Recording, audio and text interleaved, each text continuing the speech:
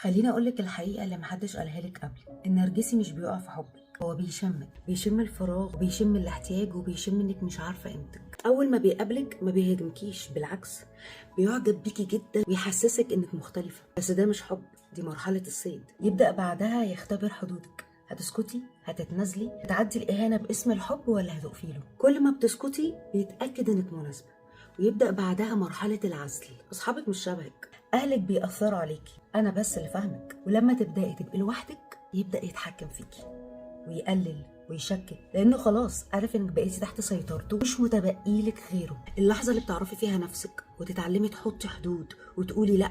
النرجسي بيختفي مش علشان شبع، بس عشان خلاص ما بقاش له مدخل. لو وقعتي في اي علاقه سامه، السؤال الحقيقي مش هم عملوا فيكي ايه، السؤال الحقيقي انت بدون وعي سمحتي بايه. وعلشان كده انا عملت برنامج نقطه تحول، لان هو فعلا نقطه تحول في حياه اي ست. بيساعدها تعرف هويتها، تعلمها تحط حدود، تبني علاقة صحية مع نفسها، يبقى عندها أهداف وأولويات واضحة، وتتعامل مع الضغوطات. ودي من أهم الأساسيات اللي بتساعدني إن أنا كشخص أقدر أحمي نفسي ويبقى عندي علاقة صحية وقوية مع نفسي.